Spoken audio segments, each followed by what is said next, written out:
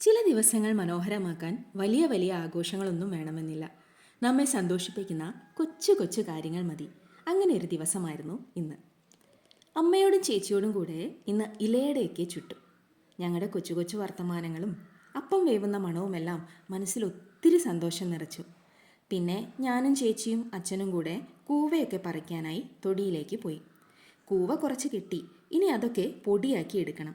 അത് കുറച്ച് മെനക്കെട്ട പണിയാണെങ്കിലും കൂവയുടെ ഔഷധ ഗുണം ചെറുതൊന്നുമല്ല. അതിനിടയ്ക്ക് ചേച്ചി അവിടെ താനേ മുളച്ചു വന്ന കുറച്ച് നന്നാറിയും കൂടെ പിഴുതെടുത്തു. നന്നാറിയുടെ വേരാണ് സർബത്തൊക്കെ ഉണ്ടാക്കാൻ ഉപയോഗിക്കുക.